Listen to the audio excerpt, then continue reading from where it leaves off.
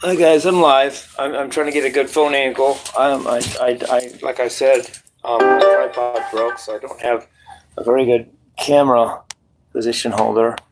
But I just want to chat on the front porch. How you guys doing? I don't like this angle so much. What can I do? Let me see. Sorry, if I were ultimately absolutely professional, I would have had this worked out before I went live, right?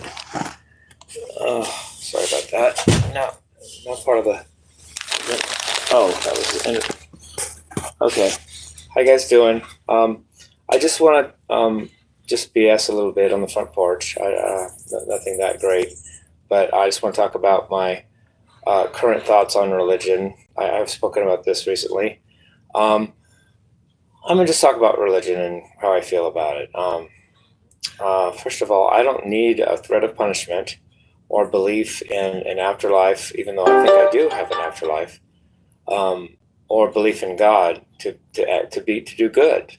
I want to do good naturally. I don't do good only at the horror of if I'll go to hell if I don't.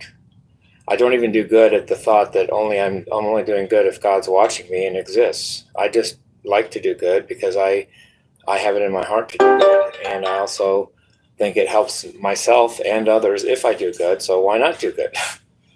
Okay, there's that. The moral idea, the moral argument of religion is only, I believe, only works for those that are naturally not moral. I mean, if people that need a religion because they would do bad, but maybe that's good to restrain people like that sometimes, but really, that's a lucky shot because really people usually and should and usually do what they want to do, and if they want to do bad, maybe that's why religion is so dogmatic to keep those people from doing bad. But I think doing good is logical and can be done without fear of threat of not doing that.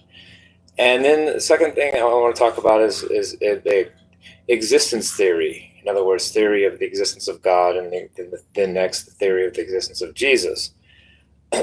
Separate things, even though Jesus is supposedly God according to Christians. But first of all, about the belief in the existence of God, the only argument that I've heard that could possibly prove there's a God is the first cause argument, that something must have made the first thing that was made. In other words, if there's a Big Bang, it couldn't have come from nowhere because God must have started that. But that argument falls apart because then what started God to start the Big Bang? God didn't have a first cause. How come that's okay, but yet everything else has to have a first cause to be existent, to exist? That is a double standard, and it's a hypocrisy. It's an inconsistency to say that lo and behold, I must have a creator, or something must have, but yet my creator doesn't have to have a creator. That's circular reasoning, and it's not logical. If the Big Bang needed a first cause, then whatever that first cause was needs a first cause. Otherwise, you still have an unexplained existence of something that didn't have a first cause. What's different about saying God?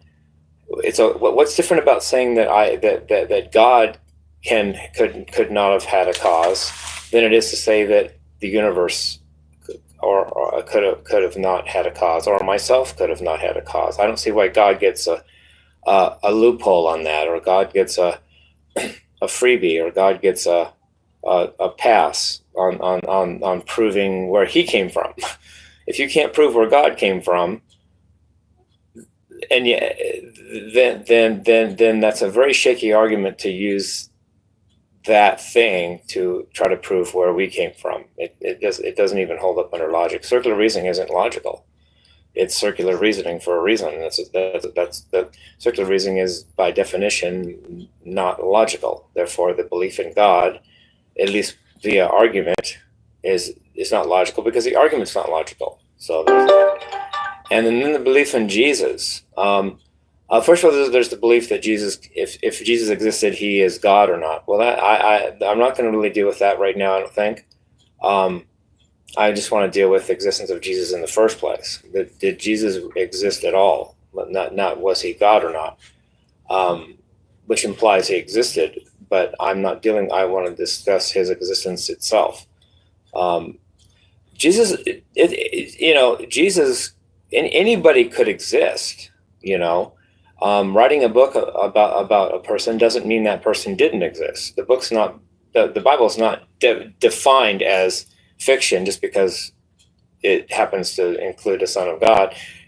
But my argument about the existence of Jesus itself is, then why is there no historical kickback? Why didn't any of the secular people take note of Jesus and put him in history books? I go around town and I do my thing, and I'll probably go in history books, and I'm not even the Son of God. Well, how did Jesus slip through that? How did he slip through that crack and manage to change the world, die on a cross, be the Son of God, and never show up in any secular history book or history recollection? In fact, only the Bible speaks of Jesus. Well, if Jesus existed, I believe there would have been major upheaval that would have affected the secular world enough to grant someone outside of the Christian movement, and therefore actually a better source, more reliable, to actually say, yes, he did exist. I see none of that. And not only that, I don't. Another problem with Jesus' existence is I don't see authorities involved in a lot of the story, and I think the authorities would have been involved more if Jesus would have actually existed. The authorities would have questioned him more than the Bible relates that happening, because the Bible doesn't really relate that. It relates him being persecuted by religious authorities and hung on a cross, but that was necessary to the story. Where's the intervention of the police of the day itself? Where's King Herod not marching Jesus in and saying, well, who are you? I want to find out too. How did he just keep himself to 12 little people? How did that man, when everybody would have wanted a piece of him, nobody would have left him alone. The authorities would have been involved. And that's another inconsistency in the belief that Jesus existed, because first of all, how did he escape the authorities of his day? And how come no actual historical writers that are secular mention him? So another tidbit for today. The first cause argument doesn't prove there's the existence of God. That doesn't prove the existence of God in my book. The only proof that Jesus existed is basically that if you believe the Bible itself, which, how do you know that? How do you know the Bible's true? How do you know it's not? But how do you know it is? And also the goodness, the do good feature of religion, notably Christianity. I don't buy it. I think that a person is who they are and does what they want to do, or at least eventually will, or at least if a non-brainwashed version of him or herself will. And why not just do good? Because it's logical. Because doing good brings me and others goodness. Causes less suffering and more pleasure and more good energy. I give good energy because I want to, because I enjoy it, because I like it and I believe in it. Not because, oh my gosh, if I don't, some God is going to intervene and send me to hell. It has nothing to do with it. Anyway, I'm glad you guys. I hope you guys enjoyed this. And I want to say while I'm here, yes, I'm working on getting in touch with April. I'm not going to say how. But I'm working on. I need somehow getting her number so I can call her. And I love you, Amy. And also, I just want to say, I want to do a shout out to my David Lee Roth family. David Roth, I love you, and Terrence Montgomery, and little Alex, and Johnny Blue Eyes.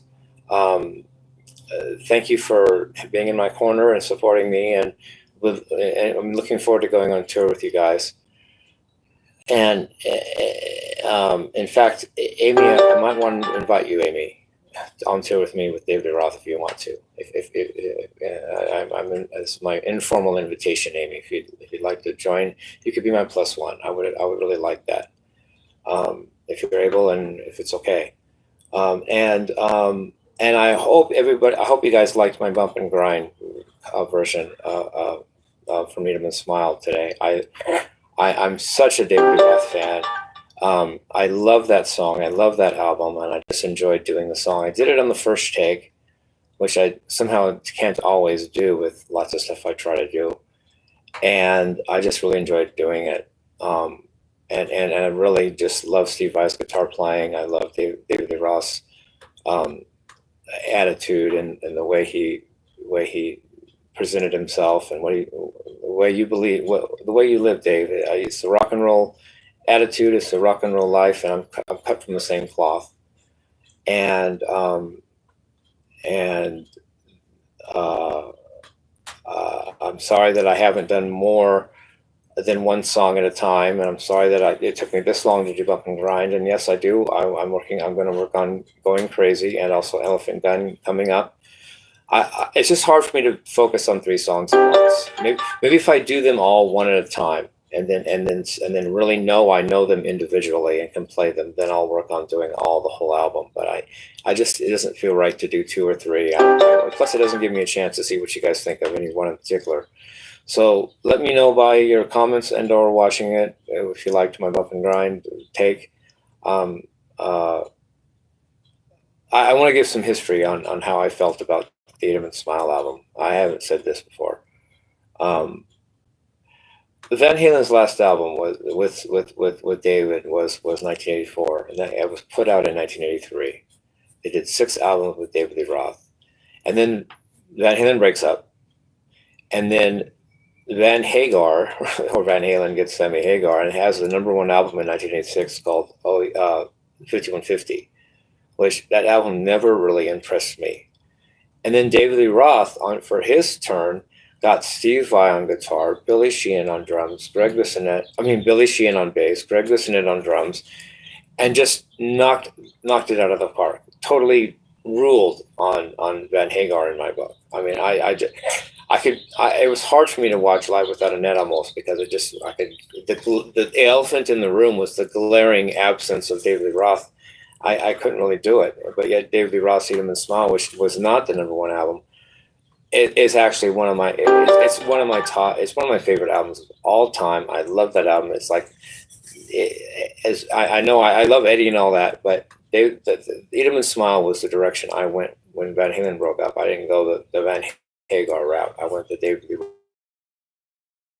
to Needham. Sir Van Hagar still had you rocked the world in 1986. I love you. Love you guys. Peace. Rock and roll.